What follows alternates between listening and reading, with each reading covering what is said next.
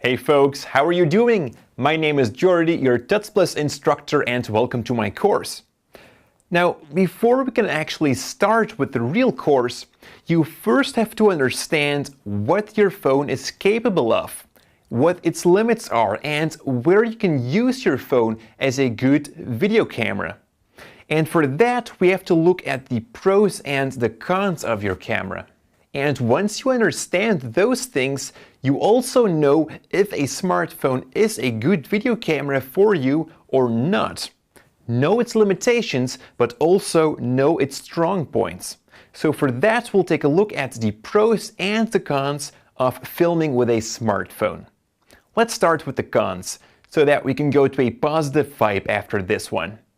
The first con is the quality issue. I know, smartphones can film in HD, even 4K, but you have to compare those cameras with the other or higher professional cameras out there. Video on smartphone will always get better and better, but so will all the other cameras. So compared to those cameras, the smartphone is a lower-end camera. We have to admit that. And the next con is sound. There isn't a huge microphone on our smartphone. It's a small internal microphone, which can produce some sound, but it doesn't really have a quality value. Now we have solutions, which I shall also cover within this course, to get some better sound results. But out of the box, the sound is pretty crappy. Next on the list of all the cons is that we don't have manual control. All the light is being automatically changed within your camera. So that also means that sometimes your image will look too bright or too dark, and that is because of the automatic controls. It's a big limitation for if you want to take filmmaking more serious. But then again, you have to ask yourself, is this smartphone the right camera for me? And then the last thing, fortunately, on our list is the ergonomics. A smartphone is small, but it's not so great to hold for a long period. It doesn't give you real ergonomics. It's great in the hand for texting and maybe playing video games, etc., but not really for filming. Again, there I have several solutions for that, which I will show you later in this course. And that was it for all the cons.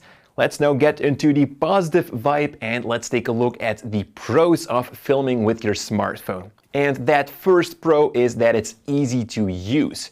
You just take it out of your pocket, you press the record button, and you are filming. You don't have to keep lots of buttons in mind that you will see on more high-end professional cameras. No, you just press one button and you are filming. For many events, that is a great thing to have, so that you are fast, so that you can start filming directly when you see something happening. That also covers another great thing about filming with your smartphone is that you can just grab it out of your pocket. It's usually a camera we have always with us. Bigger cameras, we leave those at home when we don't think there is something to film. But who knows, maybe you're just walking on the beach and something happens. Well, then you just grab your phone out of your pocket, which you have always with you, and you can start filming. Very easy with just one button. Now let's talk again about that quality issue. I was saying that the quality won't always be as good as professional cameras. But you don't always need that quality. Whenever you are going to produce videos for the web, like on YouTube, on blogs, maybe on Facebook, etc., well, there you have to ask yourself, do I need that quality? If your image is clear, you can see what's going on, and you have good information, good content within your video, then it's more than enough to just film with your iPhone or Android device, of course. It also leaves you with smaller file sizes, which are easier to handle, faster to upload. You can upload directly from your phone to the web. It are small sizes, so it will go quick, which is a great advantage. And also, and that is the last thing on the pros list, and that is it's a small device. If you have worked with bigger cameras before, you will notice that you actually want to have a smaller camera. It's much lighter and it's much easier to use. It's more flexible. And that is also with our smartphone. It's inside our pocket. We just can take it out of it. We can even film someone very sneaky without even noticing that we are filming someone because it's so small. Maybe we can pretend like we are texting, but instead we are actually filming. And that is because it's so small. We can also put it in spaces where bigger cameras can go. And those are things I will also cover within this course. How to take a great advantage of this small camera. So let's wrap this lesson up. For who is the smartphone aimed at? Well, that is for people that like to post videos to social media, but like to take it a little bit more serious. Many people really underestimate the power of social media for businesses or for self-promotion. You can really get a lot out of it if you can produce good content with your smartphone and put those videos on Instagram, Facebook, Twitter, etc. And next are for all the bloggers or even vloggers. And I also have a course about that, by the way. You can find it here in Tuts+, a course about how to do good vlogging, video blogging.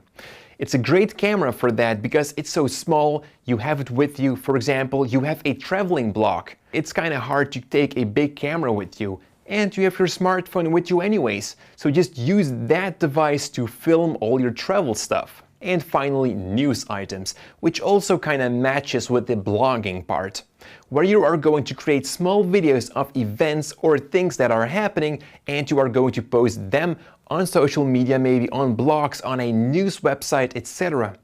Now again, as you can see here in all these examples, we are creating video for the web, and that is what the smartphone is made for, to create videos for the internet, where bandwidth is still a big issue.